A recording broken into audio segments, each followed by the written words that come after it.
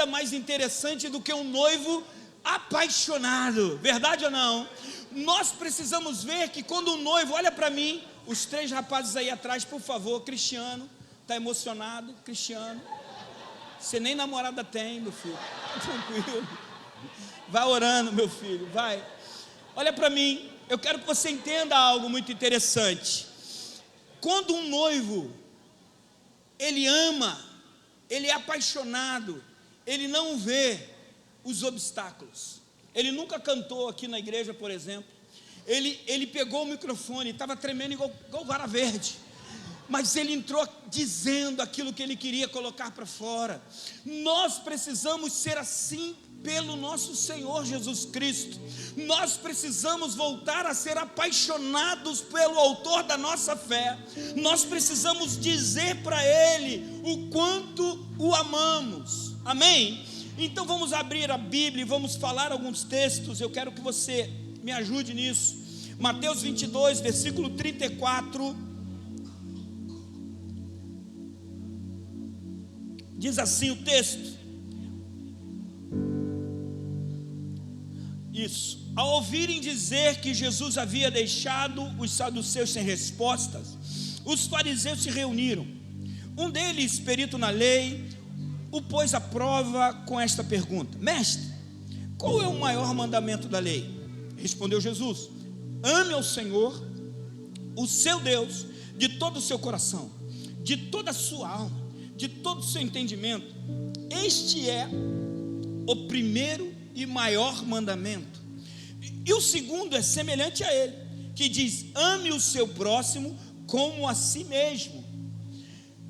Destes 2 mandamentos dependem toda a lei dos profetas.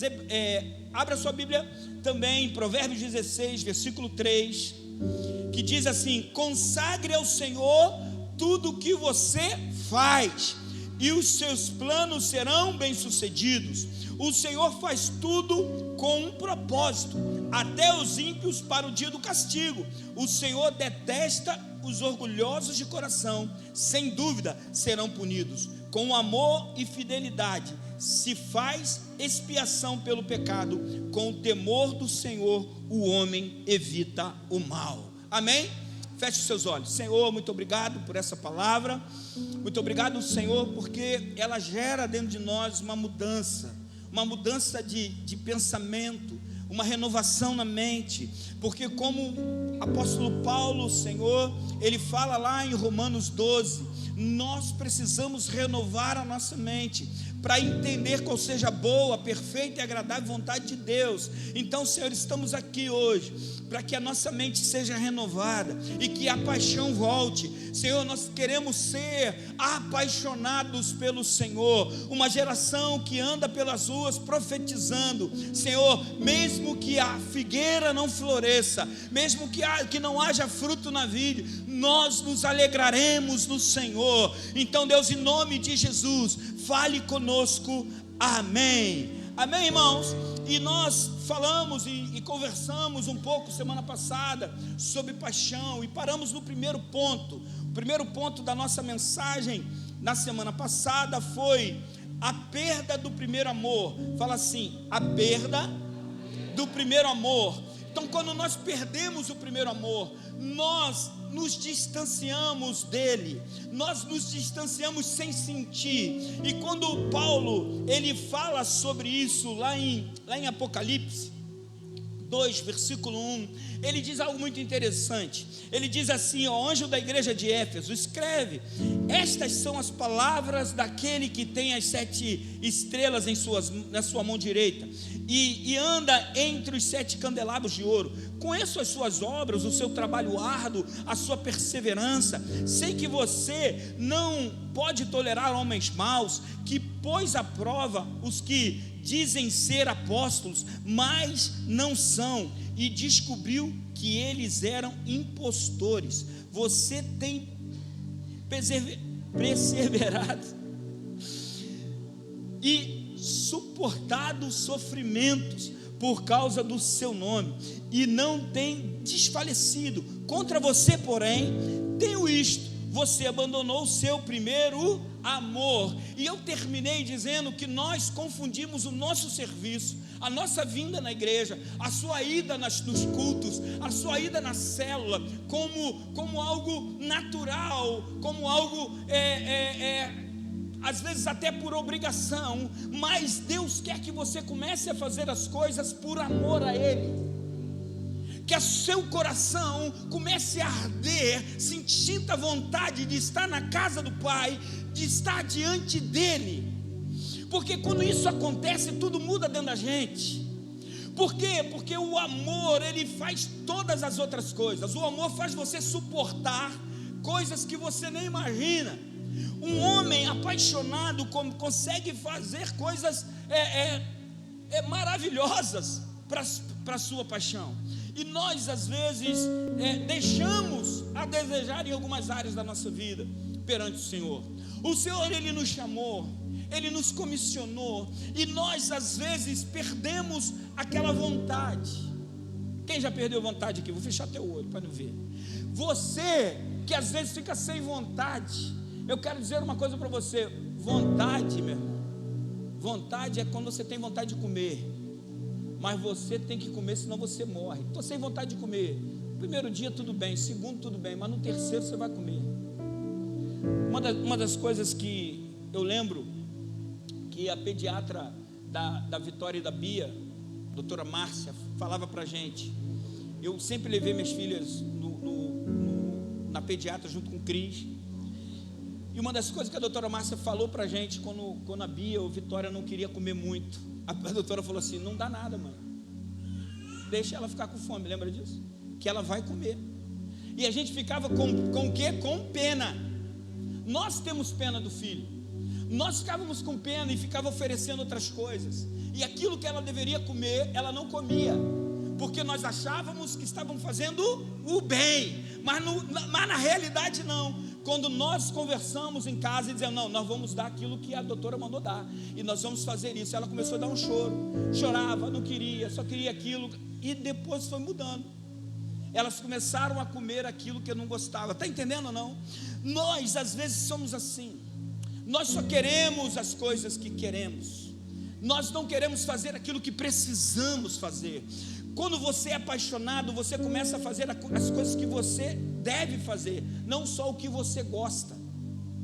Nós queremos fazer só o que nós gostamos, mas no reino de Deus não tem como fazer isso. Amém ou não amém? Eu quero que você entenda o seguinte: um apaixonado é aquele que tem raiz, não é aquele que todas as coisas ele maqueia. Não. Aquele que tem raiz, aquele que não se abala. Amém? Você está entendendo isso? Nessa parábola que eu vou ler daqui a pouco, Jesus ele diz assim, lá em Mateus 13, versículo 44, diz assim: o reino dos céus é semelhante a um tesouro escondido no campo, que um homem achou e escondeu. Então, transbordante de alegria, vai e vende tudo que tem e compra aquele campo. Ele achou um tesouro, e ele precisava esconder esse tesouro, e ele vai, esconde o tesouro no campo que ele ia comprar. Existe um tesouro para a gente, irmãos, que é a presença de Deus, e a gente precisa guardar essa presença. A gente não pode negociar essa presença, a gente tem que guardar essa presença e cativar essa presença. Nós precisamos cultivar a presença de Deus na nossa vida. Por isso que a gente precisa ter identidade, saber quem somos nele. A gente precisa ter santidade, saber que a santidade nos aproxima dele, para que para que a gente possa voltar a ser apaixonados por ele. Amém ou não amém? Essa alegria é que Deus quer transbordar sobre a tua vida.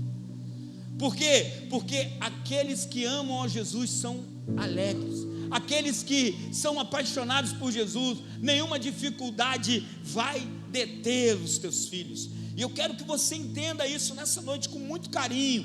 Eu quero que você entenda que Deus nos chamou aqui para que a gente possa entender o propósito da nossa paixão. E o segundo ponto, que é o primeiro de hoje, é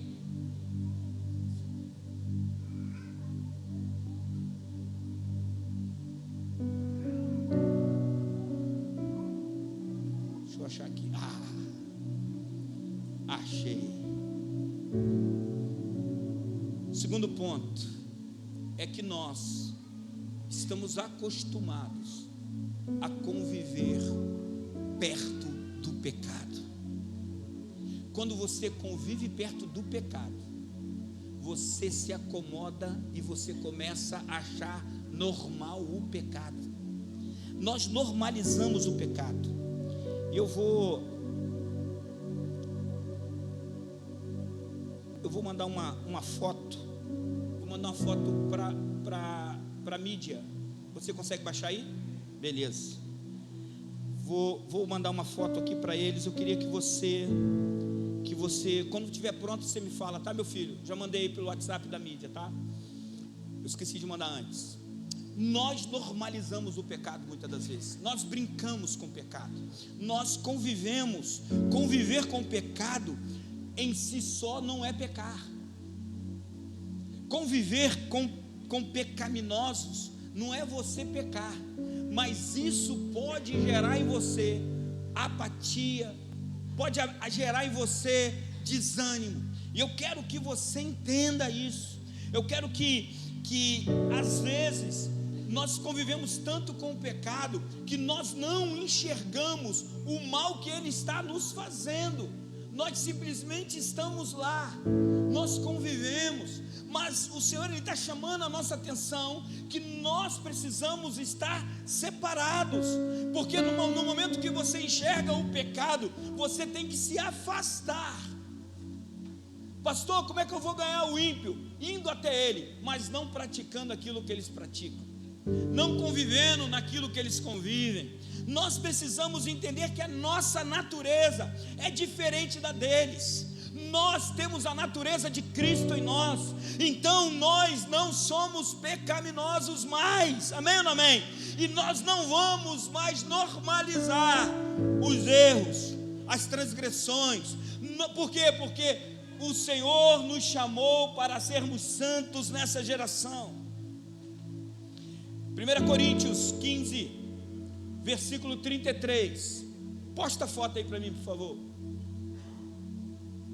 Aí, o que você entende nessa foto? O que é isso aí, pastor? Isso aqui são 2 morangos, certo ou não? Você está entendendo que tem um morango muito bonito ali? Tem um morango maravilhoso, mas existe um morango do lado que ele não é tão, não está tão apetitoso. Mas quando você encosta esse morango, que ele não está tão legal, a sua essência ruim começa a passar para o outro do lado. Então nós às vezes convivemos com o pecado e achamos normal nisso, e acabamos praticando aquilo que Deus não quer, e nós não entendemos porque a paixão diminuiu. A gente não entende porque nós estamos fracos. Nós não entendemos porque a gente não consegue superar uma dificuldade. Sabe por quê? Porque nós estamos convivendo com alguém que está tirando de nós a nossa essência e implantando em nós a essência do mundo. Mas nós não seremos assim. Nós seremos uma geração apaixonada, que ao contrário vai acontecer. Aonde você encostar, terá vida. Aonde você encostar, as pessoas serão transformadas. Aonde você encostar, a vida de Deus vai ultrapassar os limites do físico, e você vai conseguir viver o sobrenatural. Oh, glória a Deus, irmãos. Olha o que diz aqui 1 Coríntios, pode deixar. 1 Coríntios 15, 33. Não se enganem. Oh, presta atenção aí. Não se engane. Paulo, ele chama a atenção à igreja de Corinto para algo muito interessante. Era uma igreja que tinha os seus problemas. Tinha problema até na mesa. Até na ceia tinha problema. É por isso que tem dissensões no meio de vocês, porque vocês não esperam o seu tempo. E Paulo bate muito nessa igreja. E nesse momento ele está dizendo para essa igreja algo muito interessante. Ele está dizendo: olha, vocês estão enganados. Não se deixe enganar por essas palavras, porque as más companhias Me diga com quem você anda, que eu vou dizer quem você é, porque as más companhias corrompem os bons costumes de Cristo em nós. Amém, irmãos? Pastor, você está dizendo que eu não posso ter amigo? Não, você tem que ter amigo, porque você precisa ganhar ele para Jesus. Mas o teu problema é que você, quando tem um amigo do mundo, você se molda ao molde dele. Mas não é isso que a Bíblia está dizendo para mim e você fazer. A Bíblia está dizendo que nós precisamos moldar o mundo com a nossa essência, não deixar que o mundo nos molde com a essência do mundo. Amém? 1 Coríntios também 5, versículo 11.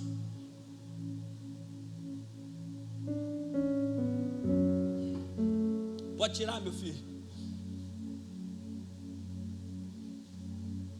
Diz assim: mas agora eu lhes escrevendo,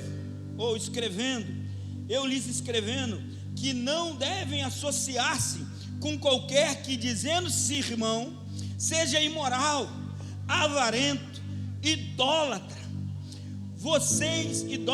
caluniador, alcoólatra ou ladrão. Com tais pessoas vocês não devem o quê? Sentar à mesa. Para misericórdia. O pastor está nervoso hoje. Não estou nervoso. Não estou nervoso. Se bem que estou dizendo o que a Bíblia está dizendo. Mas nós confundimos esse texto. Nós às vezes não queremos sentar à mesa com a nossa família, porque agora nós somos crentes, aleluia, não posso sentar no meio deles. Não é isso que a gente está dizendo. É quando você sentar nessa mesa, onde tiver pessoas assim, você tem que ser luz ali. Você tem que gerar vida naquele lugar. Onde aquele lugar não tem, você tem que ser luz. Irmãos, a luz só presta aonde há escuridão. Ou Jesus mandou você brilhar onde? Onde tem luz. O sol precisa de luz? Não precisa. Ele tem a sua própria luz.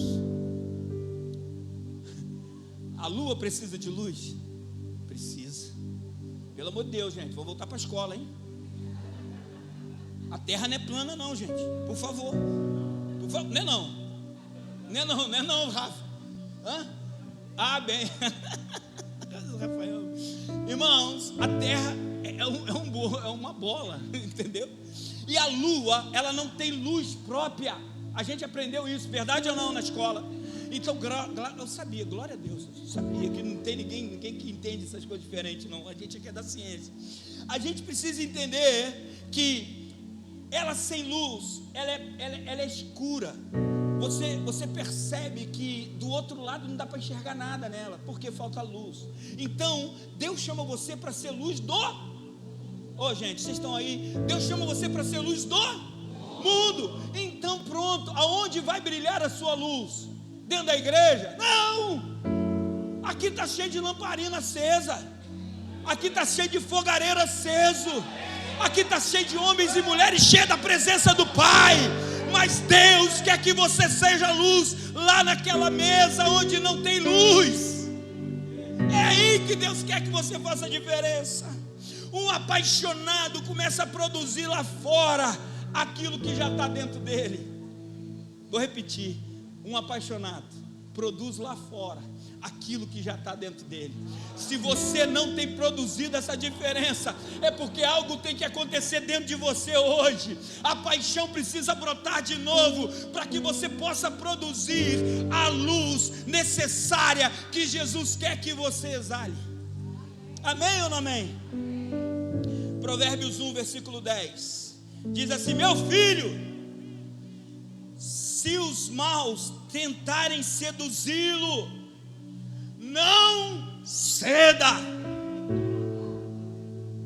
Preste atenção aqui. Se o mal tentar seduzir você, ele está dizendo, mesmo assim, não ceda. O nosso maior problema é que nós cedemos muito fácil. O nosso maior problema é que a gente liga, tem nada a ver. Tem nada a ver. Igual aquela música, tô nem aí. Não, você não pode cantar aqui não. A gente não está nem aí mesmo. A gente não está nem aí mesmo. Sabe por quê? Porque a gente já foi seduzido. Mas Deus está levantando uma geração nesse tempo que não vai se seduzir por poder, não vai se seduzir por dinheiro, porque eles serão seduzidos pela palavra de Deus, que gera transformação. Deus está levantando uma geração apaixonada.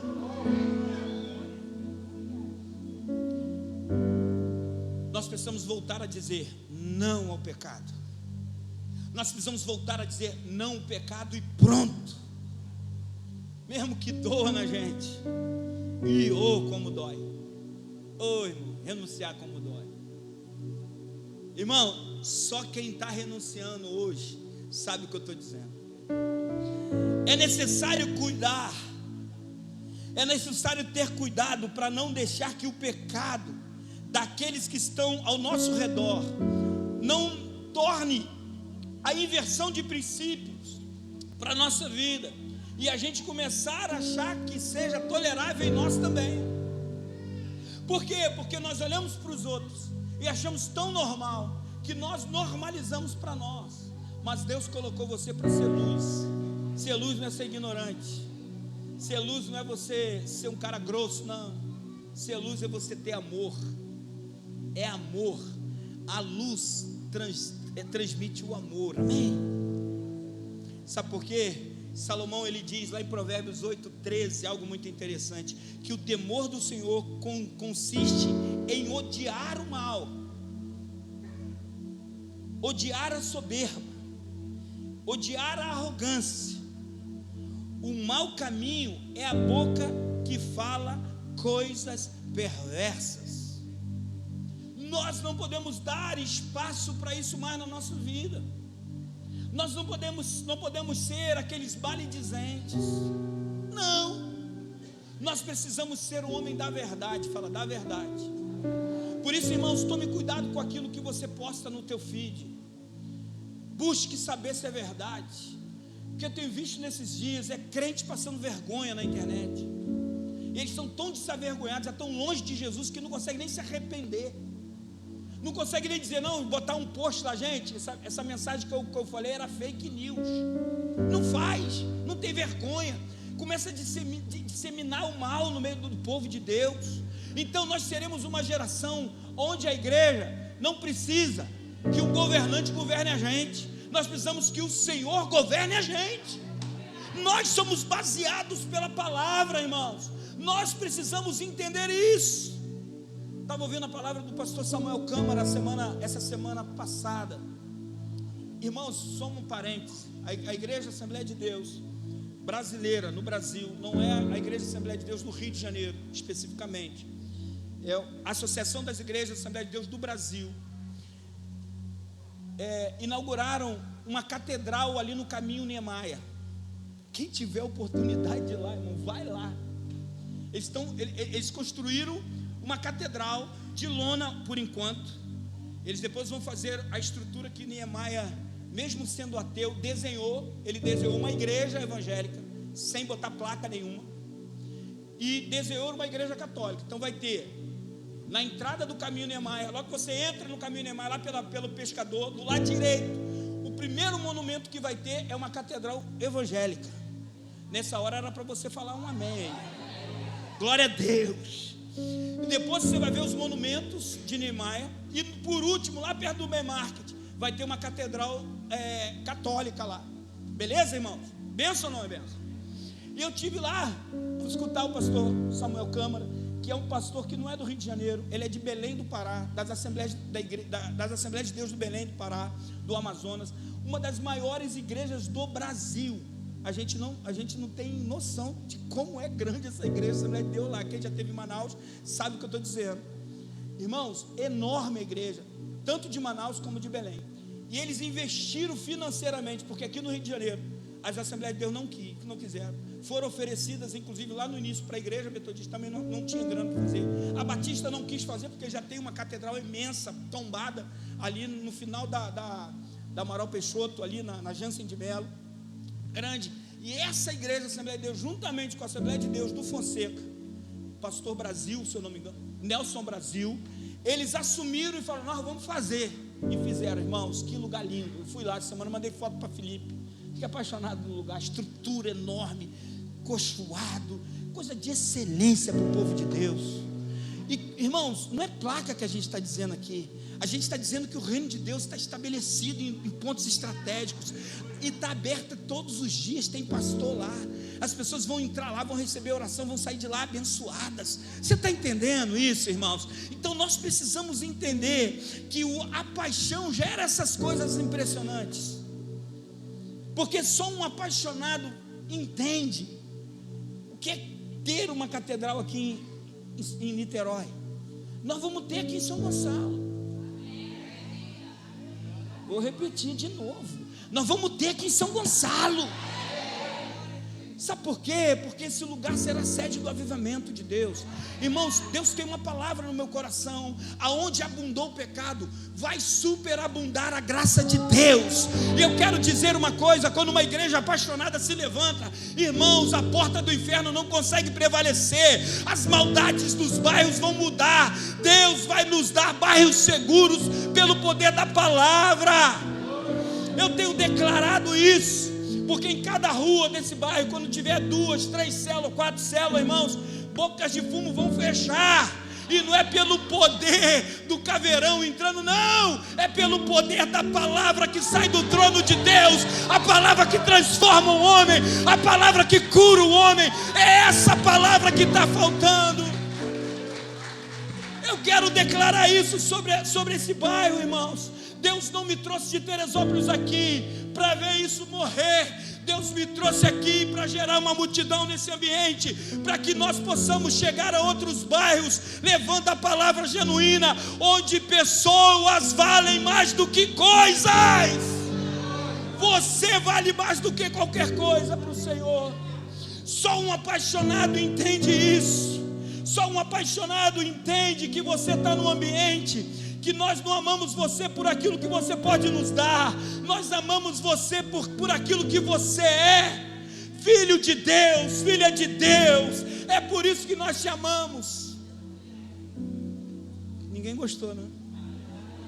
Eu aqui todo entusiasmado dizendo isso. Agora eles vão dizer um amém. Fala um amém aí, irmãos.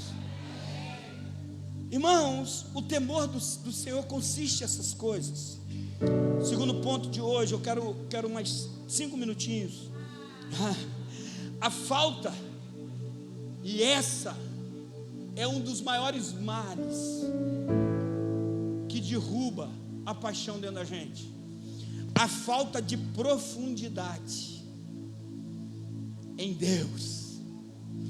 Quando não tem profundidade em Deus, irmãos, é superficial. Qualquer vento que bate, carrega. Ezequiel 47, versículo 3, ele vai narrar que o homem pega pela mão dele e leva ele para entrar no rio. E no versículo 3 ele diz que as águas estavam nos tornozelos, e ele diz: entra mais. Daqui a pouco as águas estavam nos lombos, e ele diz: não, entra mais. Sabe por quê? Porque Deus quer que você mergulhe nele de verdade. Um apaixonado não fica com águas pelo tornozelo. Eu quero ir na igreja, mas não quero me envolver. Eu quero ir na igreja, mas não quero ficar ali na frente com a placa. Eu quero ir para a igreja, mas não quero ficar sentadinho na minha. Não! Deus chamou você aqui para você trabalhar para Ele. Opa, gostei dessa, que a galera respondeu. É isso. Nós precisamos entender que quando você estiver na placa ali, segurando ali fora, alguém vai passar que te conhece. Falar: você está aí? Eu estou. Vem para cá você também. Tem até uma negócio. Vem para cá, Chá, você também. Vem para Ima, você também. Você vai vir. Sabe por quê? Porque Deus vai te usar para isso. Quando as pessoas olharem para você e falar assim: se você deu jeito em você, meu irmão, vai dar jeito em mim também. Não é isso, Paulinho?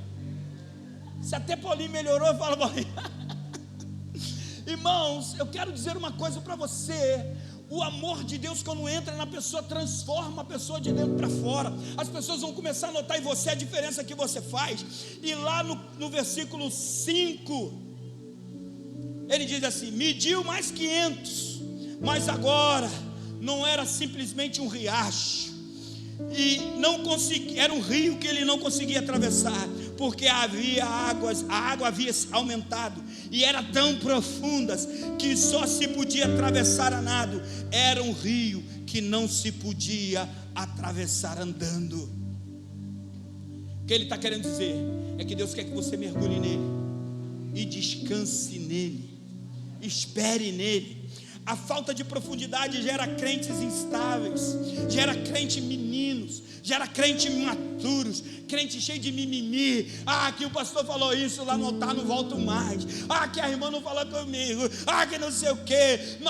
Esses crentes sem profundidade gera crentes amantes de si mesmo, que querem um culto para eles, querem fazer o que eles querem, mas aqui não tem ambiente para você, infelizmente, porque aqui é o lugar para cultuar o Rei dos Reis e Senhor dos Senhores. Não é para cultuar uma pessoa, não é para cultuar uma coisa, é para cultuar aquele que vive, aquele que reina, aquele que era, aquele que é e será eternamente.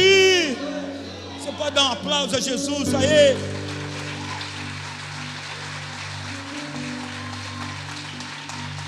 É isso que falta na gente.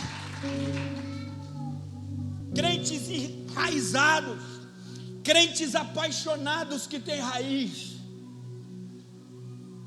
crentes de verdade. Desenvolver a profundidade no relacionamento com Deus é um dos segredos para que a sua vida prospere, para que a tua vida ande, para que a tua vida realmente tenha sentido aqui na terra. Nós precisamos voltar a ter profundidade. Não é porque você está decepcionado, passando por uma dificuldade, que você vai desistir, que você vai dizer, não, isso não é para mim. Não, é para você sim. Sabe por quê? Abacuque, ele diz, ainda que a figueira não floresça, que não haja fruto na vide, que o produto da oliveira minta, ainda que não haja rebanho no meu curral, todavia eu me alegrarei no Deus da minha salvação. Meu irmão, quem tem identidade tem profundidade. Quem tem santidade tem profundidade. Meu irmão, em nome de Jesus, porque quem tem profundidade não desanima nunca, anda segundo a palavra. Quarta-feira eu estive aqui pregando, e eu falei aqui nesse altar que terça-feira foi um dos piores dias da minha vida. Sério. Cristina nunca me viu do jeito que ela me viu, e ela é minha esposa. Verdade, amor?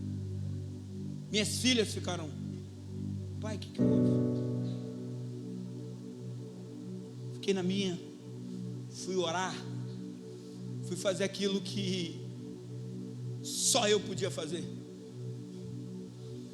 Deus me deu uma palavra.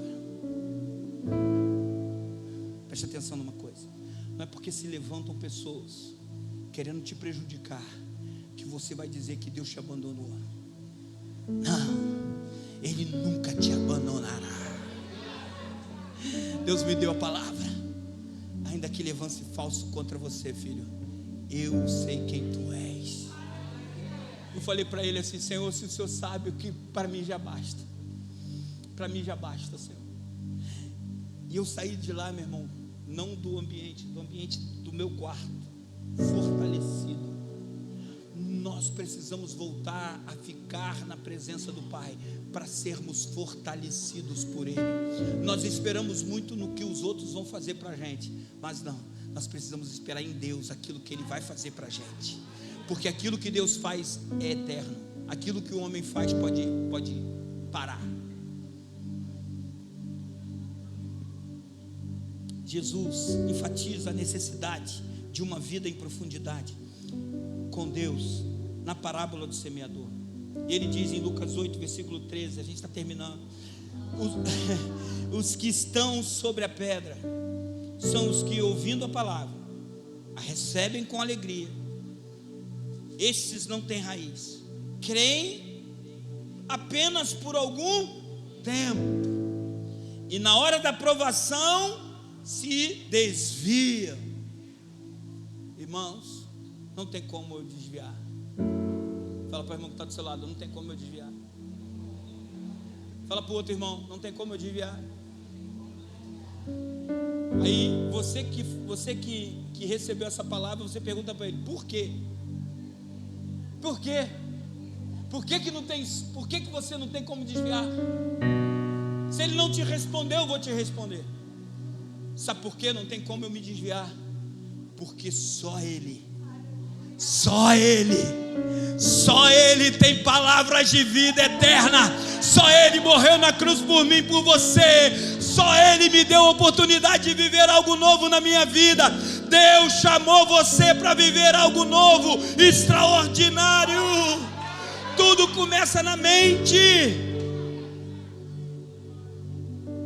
Aqueles que são tocados por Deus, falam até em línguas, profetizam, dizem que são, dão uma sapateada, rodopiada, mas na primeira dificuldade se desviam.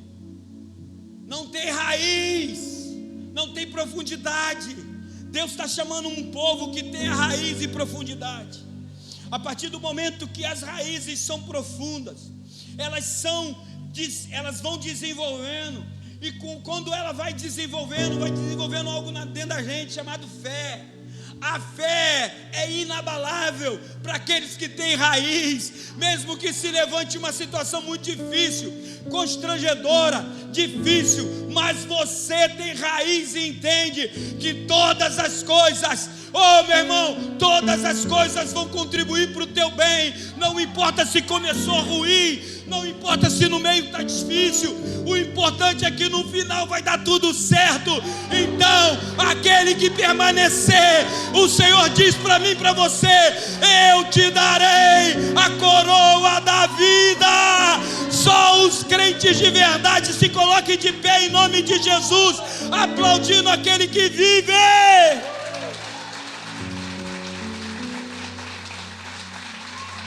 E eu vou dar os últimos dois pontos, só vou falar, porque eu preciso terminar hoje, que semana que vem eu preciso começar um outro tema. Outra coisa que dificulta você ter raiz e você não ser apaixonado. Vem, Felipe, em nome de Jesus. Vem, menino do som, vem todo mundo, me ajuda. A falta de tratamento, fala, falta de tratamento. Quando o crente não consegue ser tratado, ele não tem raiz. Quando o crente não consegue ser tratado, a maior virtude do crente, do discípulo, é ele ter um coração tratável. Ele ouvir uma repreensão e dizer: eis-me aqui, Senhor. O seu pastor já chamou você de diabo alguma vez? Eu já virei para você e falei assim: Joel, vai para lá. Está amarrado, eu só estou falando um negócio assim. Vai para lá, Joel, sou diabo. Já falei isso para você, meu filho? Então pronto, mas Jesus falou isso para um discípulo dele. Jesus, ele era muito bom, mas na hora que Pedro se levanta para interromper o chamado, Jesus vira para Pedro e fala assim: sai, Satanás. Eu quero que você entenda isso. Isso não significava que Jesus não o amava. Era porque Pedro precisava de uma repreensão. Quando você é repreendido, Deus abre uma porta do céu. Quando você recebe a repreensão e transforma, e transiciona, e muda, Deus começa a te dar autoridade por aquilo que estava te prendendo. Então, quantos querem ter autoridade diante das dificuldades aqui? Deus quer te dar autoridade diante daquilo que te prende, diante daquilo que tem espremido você nesse tempo. Então, não deixe que a falta de tratamento te empurre para o mundo. Lucas 8, versículo 7 diz: outra caiu no espinho, e os espinhos cresceram e logo a sufocaram. Há áreas da nossa vida que precisam de tratamento. Elas podem parecer inofensivas para nós, mas quanto mais a responsabilidade de Deus entra na sua vida, elas começam a aflorar mais da sua vida, e você vai ver que essas coisas são nocivas sim, e você precisa de tratamento. Deus deseja moldar em você um coração puro, ou um espírito inabalável. Deus precisa moldar em você, homem e mulher, transformada, não pela vontade do homem, mas pela vontade de Deus. Terceira, quarta coisa e última: nós não podemos nos distrair mais. É tempo da igreja ficar esperta, antenada. Nós não podemos nos distrair. Deus é o primeiro. Não há como nós dividimos. Amém? É para parar?